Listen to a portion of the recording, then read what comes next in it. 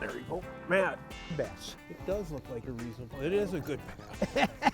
Way to call him, Al. Tell me what I got on my line, buddy. Ooh, right there, right there. Close to the boat. I almost seen her hit it. Whoa. I almost seen her go bam. Perfect. That cold water, that 50-degree water got her a little bit numb, Mark. Yeah, senses are a little off. Yeah. You know, where a bait like this really, really shines for largemouth is that cool to cold water time in spring and in fall. That's where this bait really, really comes into play, those cool, cold water transitions. You know, we're in 50 degrees now. And up on these northern lakes that I fish a lot, I've caught largemouth like this jerking in water in the high 30s. And I mean, you're dead sticking a long, long, long time with it. And another key thing where it really works is you want the water to be clear, you know, stained to clear, which usually happens if the water's getting cool.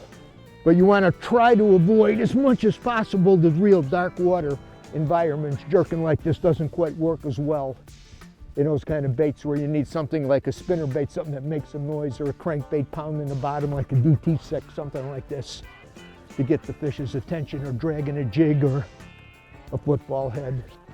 So clear water, cold water is probably the best of the best of the best for what we're doing. Boy, that bait sat there a long time, Mark.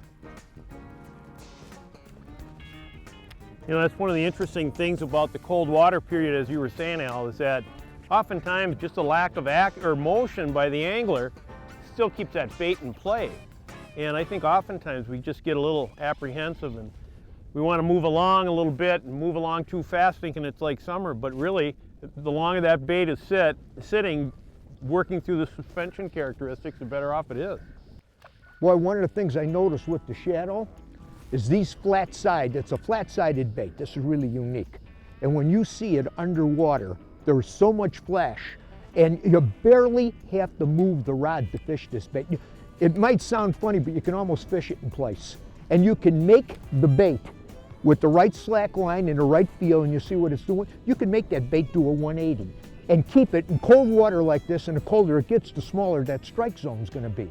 So you don't wanna fish it away from those fish. It takes a little while. That fish isn't charging like he is in 65-degree water, charging out of the weeds or off the bottom to hit a bait. You know, they're swimming real slow, they're coming up, they're looking at the bait, and they're just going, and so I mean, you gotta really fish it slow. Yeah. You know, what was one of the interesting things, as you pointed out, Al, is how flat-sided baits actually work with absence of motion sometimes, with that slight little, I gotta be careful. Ooh, this is a good one.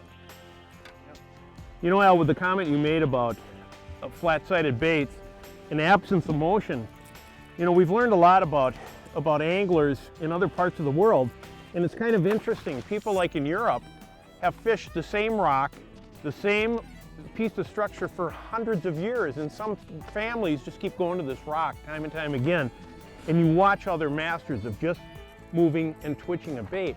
And flat-sided baits, we've learned so much about their movements and lack thereof.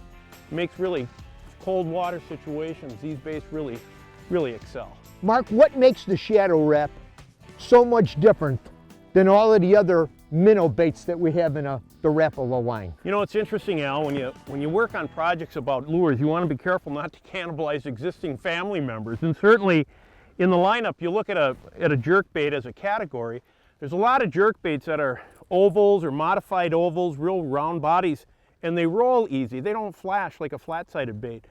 So characteristically, the shadow wrap, being a flat-sided bait, flashes with the least amount of movement and action. And actually what ends up happening, the shadow wrap for cold water situations, instead of being what I would call like a striding bait, which is a conventional jerk bait, you throw past your target, you ease it up to it, it can only move by so far, and then it has to suspend, slow sink, or slow rise, where the shadow wrap, you can, with barely any movement to the rod at all, or picking up slack line, you can get the bait to move left to right, and as you say with another fish, Al, you may get that bait to turn and do a 180. It's that responsive. I guess that is what the word I'm looking for. I think I got a big one here. I think I got a nice bass here. I was sorry to interrupt. I didn't want to say anything. That's okay. But you were going so good, but I got a real good one here. Come here, baby. You want to jump one more time? You were pulling like a horse. And now you... Oh, it's a nice. That's a nice fatso, though. That's the other thing about this time of the year in our natural lakes up here. In the lakes that we fish, well, it's actually true all over the country. The fall is my favorite time. And in lots of bodies of water, in fall, north, south, east, and west, that jerkbait comes into play. You know, right now we're talking about the shadow wrapping, and we're fishing largemouth bass with it on the lake that we're on.